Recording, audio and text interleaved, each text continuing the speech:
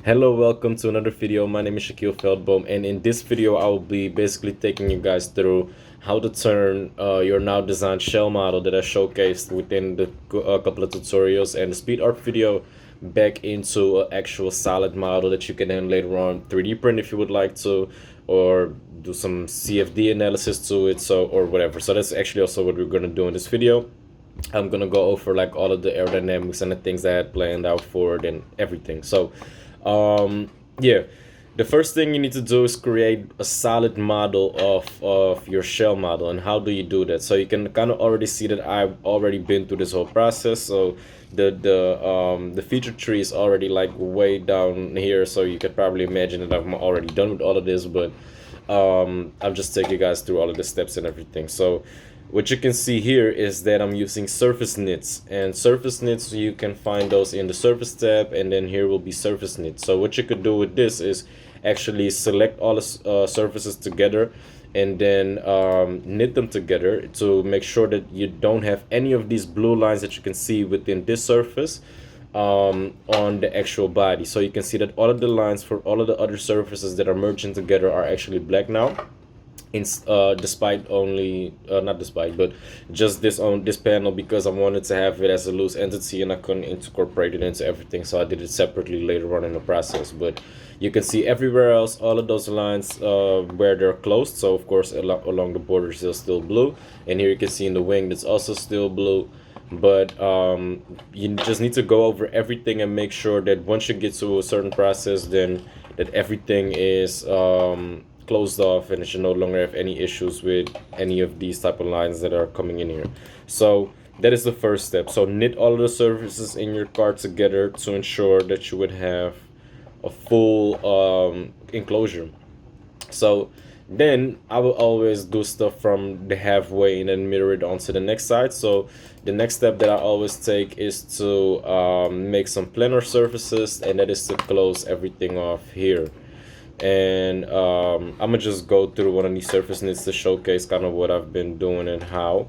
So once you kind of get to this stage where you have like your car and everything layered down, cut down the middle, and close everything off, then you have like one final knit surface to complete, and that is to basically select this surface, select everything else, and also this one right here, and then you can select merge entities, and also the final like important thing is to create the solid.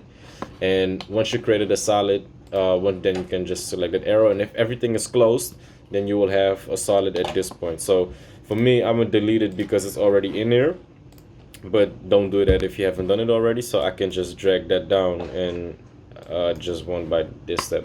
So I can just drag that down, and you can now see that there are no blue lines in like the centerpiece. Like you can ignore this panel, you can ignore the wing, those are two separate things from the rest of the car. But if I would do like a cut extrude, not a cut extrude, I should say, like a split tool, then you can see that all of that is kind of is whited out. So it's all solid. There's no hollow entities nowhere. So there's this has a thickness. This is like a full solid. So I could then 3D print this, or I could again, like I said, do some CFD analyzations with it. The reason why you can't do that with just a surface model is very simple. The software just can't calculate if the air would be able to penetrate it or if it would go around that object, because it is a zero thickness geometry type situation where the software doesn't really know whether to go through it or to go over it because it doesn't have a thickness. So it is that is why you can kind of see a lot of those calculations going wrong if you would try to put like a regular non-solid model in a wind tunnel simulation. So that is the next step probably. So once you've done that and you're at the point where you're at the half, you can just mirror everything along over to the next side, and then you can see that everything that was a solid is now kind of came together to the other side, and we now have like a basic model that we can already put into the wind tunnel, but we still want these type of panels in there and everything. So I went through a very tedious process to kind of get everything the way I wanted it. So to kind of drag everything down all the way, because that is just basically, if you have like a shell model, the only thing you have to do is to make a solid, and then you'll be able to either 3D print your model if you would want to, or you can then do the CFD analysis with it. So at this point I got my model in here, and you can see that I also added like a little bit of aero functions to it with like a double diffuser, the extra rakes and everything in there. Like my wing is a little bit more pronounced than it was before. So I already did some tips and tricks to kind of see what the downforce numbers would be, and I don't think it will work in the SolidWorks that you will actually see like the downforce numbers and everything, but we'll figure it out. So this is just to kind of showcase what steps to take and everything. So yeah. So the next step would be to actually go into the CFD, but for that I'm gonna take the assembly so that I also have the wheels and everything in there, not just the component. So what you can see here is basically the overall car with the wheels and its dimensions in there. And when I kind of saw this completed, I started to get very proud about my work and the design that I put in here. So if you look at it from multiple angles, it kind of resembles multiple shapes of cars that you kind of haven't seen blended together, because from this angle it just looks like a very aggressive hypercar, if you ask me. So you have like extreme bulges around the wheels to have like big arches and a huge air intake around the mouth area, like some sort of a grill, and then obvious ground effects to it too. So it is a very extreme car, but then from this angle it kind of has like a silhouette in the shape of some sort of a sportive hatchback, but then it is way bigger and lower still than the hatchback, so it kind of resembles a shooting brake. And then at the rear you also have like very wide aggressive lines and diffuser tunnels and all of those elements to kind of keep the airflow like the way I wanted to and everything. So design wise, like I feel like I'm really onto something, and something new that people really haven't seen before and aren't used to, I would say. So, and this is also like a 4-seater car, so you would even be able to I don't know if it is in here, but if I would make this translucent, you would be able to see that there are actually 4 people inside. So let's see what that would do. So that is kind of the seating arrangement and everything, and then behind that last person you will still have some room for luggage, because there isn't anything else in here. So there's no motors or nothing, because the motors will be harnessed within the wheels. So that is all like amazing stuff for me to see and everything. So yeah, the next step, I'm gonna take those bodies out of there because we don't really need them for aerodynamic analysis, and then don't really interrupt with anything in the air. So yeah, let's see, suppress those, keep the file size down to a minimum.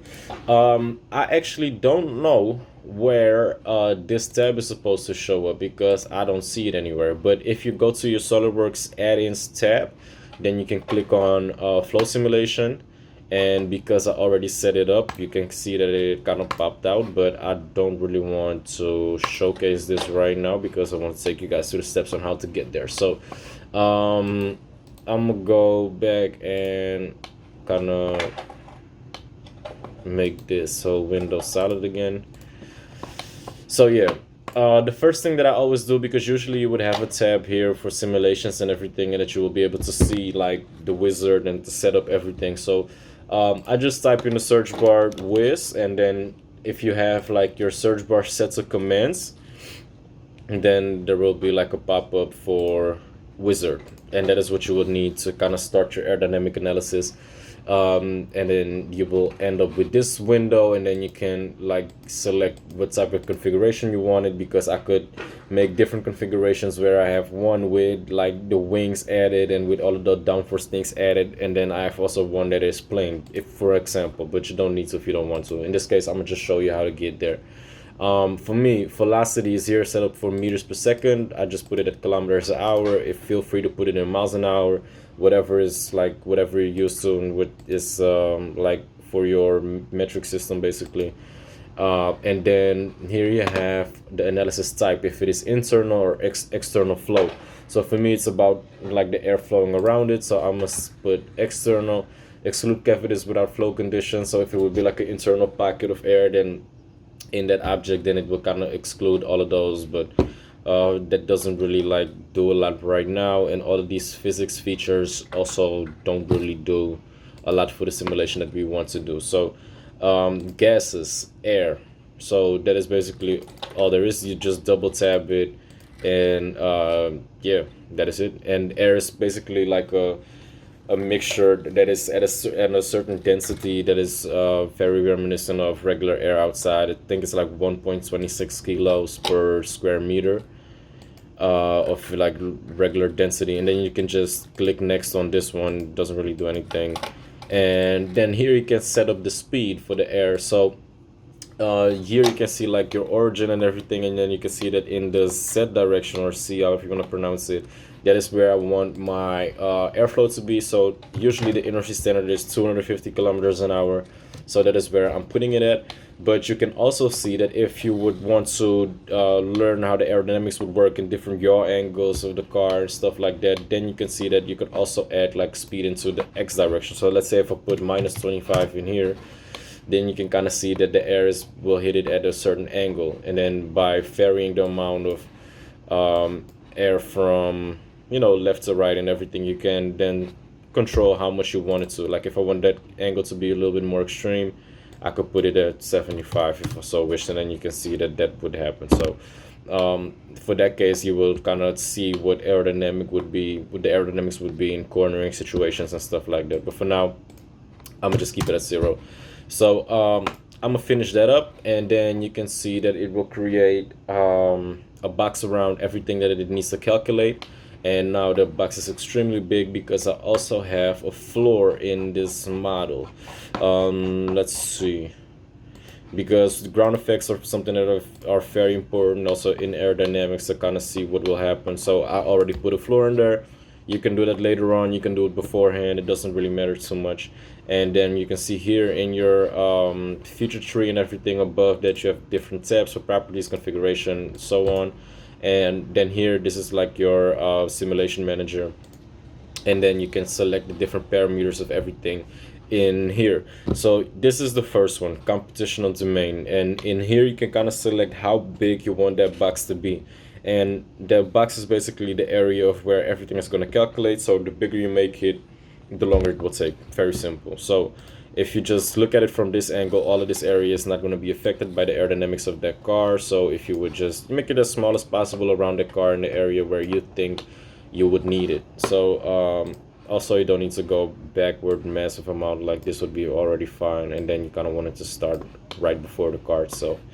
So also, you don't need it to go down that much, and you don't need it to go up that much. So to kind of limit the space and everything, this would be sufficient already. So the next that I always use is the boundary conditions, and that is basically to select the floor. So here you can select ideal wall, real wall. Let's just do ideal wall for this scenario right now, and then just select the floor plane on which it's sitting on, and that would be that. And then next is the most important of all of those, is the goals. So if you want to see like the downforce numbers and all of that, like this is where you would do that. For this simulation, I'm not sure if everything is working out so good, for me at least, because I've done this already with like to see what the aerodynamics would be in of the car, and I didn't really get any type of downforce numbers out of it. So I don't know if there's anything on my behalf that I should change about the car, or that is just like a imbalance or like an inaccuracy within the software itself. But I'll just show you guys anyway to kind of go through the process. So this is the global goals. So this is basically anything that is in the box that if there's any type of force generated in any direction, then you'll see it with this. So the most important number that I always want to get to is like the downforce. So there will be force in the Y direction. Then you have also force in the Z direction or C direction, and that would basically be the drag number that you're creating. And if you have that drag number along with the frontal area, then you can calculate your coefficient of drag. I'm not really going to be doing that in this video, but that is also not too difficult to set up. And that is it for your global goals. So that is the first one, but I also put like usually like a surface goal in there. And that would be basically then select all of these surfaces here. Also the wheel. Why aren't the back tires selected?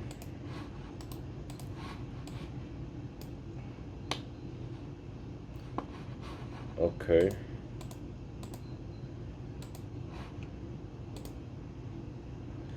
So, and then you basically select all of the entities, and then you have to select a parameter. So, and that would be, of course, force again in the Y and Z direction. So this is then basically done. So we selected all of the pressures and the different type of forces that we want in there. And now I'm trying to figure out what that sign is, but at least we basically have like the box in which we wanted, the floor, the forces that we want to calculate, and then there's one final step, and that is the mesh. So this mesh is basically showcasing how precise you want the calculation to be done. So here is a setting from 1 to 7.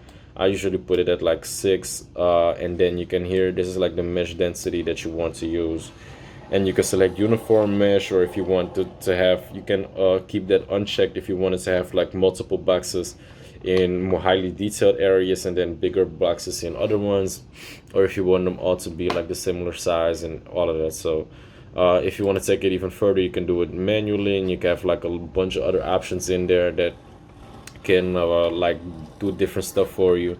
But to be honest with you, I don't really know what this is all about, so I'm gonna just keep it at automatic, because I like, even though the results don't maybe aren't like in my favor, you can still see like what the airflow would be and everything. So that's still good. So yeah, that is basically it for like the sensitivity, or how defined you want your calculations to be. And then you can just right click project, select run, and let the calculation begin. This is all, and then this window will pop up, and then you can select run again. And how long this will take is basically dependent upon how strong your computer is. At the beginning of when I just got this computer, it would do it like that, and now it's kind of slower, but it's still not too bad. But there is definitely other software out there like ANSYS, and also some AutoCAD softwares that are just way more powerful at doing this type of stuff than SolidWorks is. But just the way SolidWorks works to design stuff in general works better for me. So if my computer was a little bit more capable, then this would also go better, and I would probably be doing this type of stuff in software like ANSYS and not SolidWorks. But you know, I'm also still limited to the abilities of my financial capabilities and things like that. So but as we're waiting right now for all of this to calculate, there's somebody skateboarding outside, so I'm gonna just close my window real quick, but I'll be back in a second. So this would be basically the final result. I think the calculation is almost over, and what you could see from these results, yeah, software is finished, and it's now loading everything up again. But I'm gonna just go over it real quick. So this is the global goal, so that is at minus 23 newtons. So that would mean that it is pulling down with like 2 kilograms of force or something. And then this would be the general set force, and you can see that these numbers are very like equatable to each other, like damn near the same thing. So those will probably be fine, but then it's kind of weird to see this differential in power and everything. But so in this surface goal plot, the car will basically produce something like 50 kilograms of upward lift, which wouldn't really be very beneficial for it, and would create 23, about 200, let's say 250 something kilos of rearward force that is kind of keeping it back. So we'll be able to put that number in like an equation to equate like the actual coefficient of drag and everything, if you also have like the surface volume, the surface area from the frontal area and everything. But I don't have that right now. I can measure that out later. But what I do wanted to show you is how to kind of visualize all of these airflows regarding the results. So if I now insert like a flow trajectory, so again, I should kind of go take a step by step. So here you have results, and then you have different ways you can just export your results and make them visual and do different stuff to it. So what I usually do is click on the flow trajectories, right click it, and then you will have the option to insert another one. And then you can for each, if the individual section of the car, you can just do whatever you want with it and select different surfaces to see what the airflow on that surface would be. So let's just start off with the headlight area, and also before I do that, let's kind of take the floor out again because we don't really need it for the visualization of it. So again, right click, flow trajectories, insert, and for the first one I'm gonna just select the headlight. So I want to have all of these surfaces in here to be It will basically just only show the airflows that are coming in contact with those surfaces at this point, and it will take a little bit of a time, not too much, and then you'll be able to see like how the air would flow around that object. And here you would also see like usually you would, I don't know if it's possible in SolidWorks to actually let these wheels rotate too, but there's different softwares where you could also do that. So in my case, you can kind of see that it's very smooth alongside the wheel, but usually like the rotating wheel itself would create a tremendous amount of turbulent air, and then this kind of would help, this airflow would help to kind of straighten that out. Yeah, so that is kind of what the purpose of this air intake and outtake would be. And also you would have the possibility to add like a radiator in there if the car would need it, but I don't think for this purpose it's very necessary. So that is the first part. So let's look at more flow trajectories and just see where everything leads us. So let's do the aero tunnel that is exiting at the side and coming in from the front. So then we have kind of this section to look at. And then you can see the air coming in all the way like down there, and then it is exiting out this section. And it's also with the color and everything, you can see the blue section is a low air pressure zone, so that is suction. So that is like a suction area in like the front center of the car, creating downforce, sucking the car in that location down towards the ground. So that would kind of work with the splitter to create downforce in the front. So let's also look at a little bit more of the splitter. So we can just select this top surface, this bottom surface, and then the curvature that I added to it too. Let's also select a side plane. Maybe you can see like a vortex or something coming off of it. But then I also want to select these surfaces, but because I want to see if there is like a high air pressure zone being created on top of it right there. So let's find out what that does.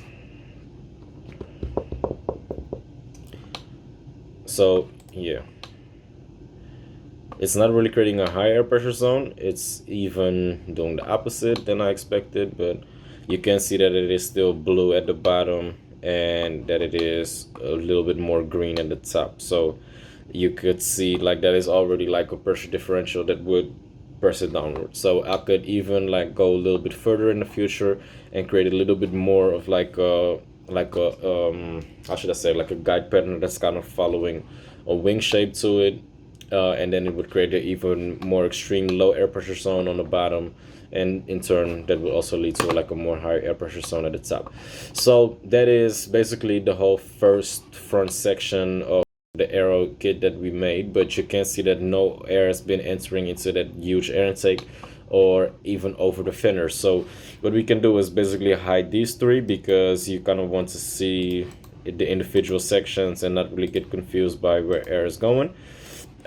And again, make new ones. So let's select all of these surfaces and just press play and see what happens and how it's kind of treating the air in those areas.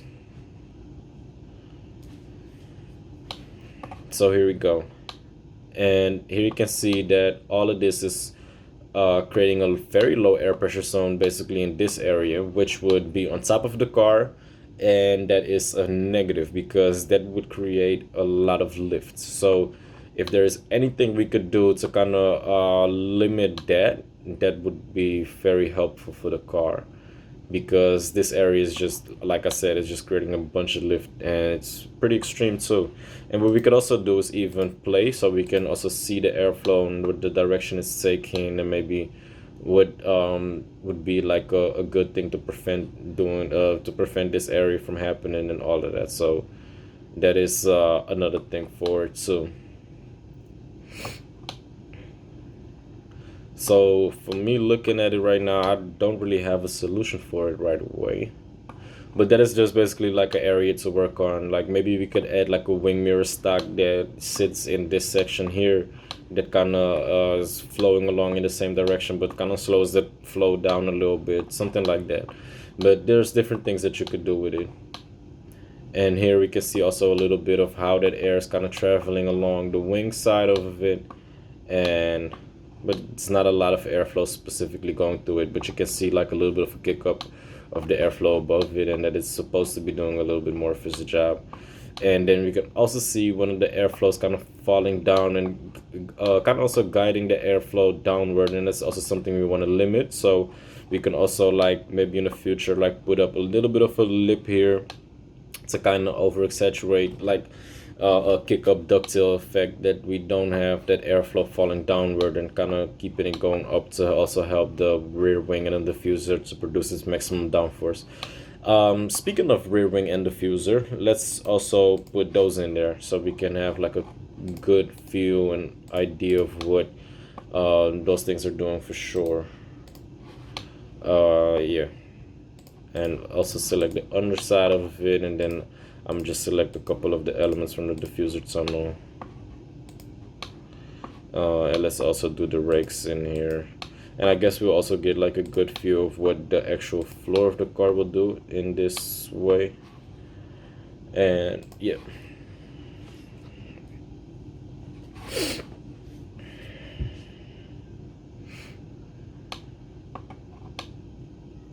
Okay, so you can see a lot of disruptive airflow. Let's also play on these right here. So you can see that the diffuser is basically doing its job, but you can also see a lot of very slow moving air currents that aren't really traveling at the same speed, so they will probably create more of like a high air pressure zone instead of a low air pressure zone at the bottom here. And the reason they're slowing down is probably because they have to change direction and the air kind of wants to go towards the center at the bottom for sure. But we can see that this tunnel in the center is producing a large low air pressure zone right where the diffuser kind of starts to kick up. So that is doing its job the way it's supposed to. But maybe I need to do a little bit of a better job to kind of guarding it off and to kind of keep that isolated and not have any spillover anywhere, to kind of you know, also because this is basically also what is dragging all of this airflow to kind of come towards the center, because it probably just wants to meet up with that high moving air current and everything. So we can also see that we have a little bit of a turbulent effect here, that air is moving again backward in this direction. So that is also something that could be fixed with, like, maybe having a guide panel here that is kind of following in this direction to kind of guide all of the airflow. And also you'll probably see that here at the back too a little bit, but not so much. There's like a little bit of a pocket of air here that is kind of flowing downward again, but sometimes that is just inevitable, and you will always kind of get to see a little bit of that effect. And especially if you have a car that has a large amount of back surfaces here, that will kind of draw like a vacuum behind it and stuff like that, you know. So that is just kind of the thing with this flow simulation. It's just spending a lot of time looking at different cars and trying to replicate them and seeing what the results would be, and then kind of figuring out how to use it to your own benefit, and then how you could use similar tricks that people have been using in their cars that you could then do in yours in turn. So that is also something that is going to be happening for this project. So basically, yeah, that is all of the aerodynamics functions for it and everything that I wanted to put in there.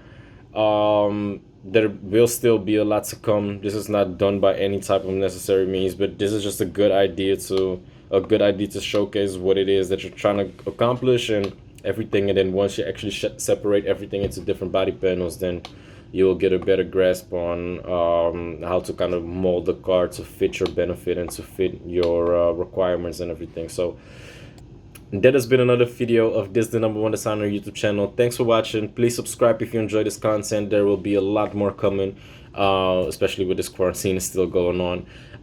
And also please like the video, leave a comment. If you have anything interesting to say, just let me know and I'll reply as soon as I get to it. So yet again, thanks for watching, and I will be out. Thanks.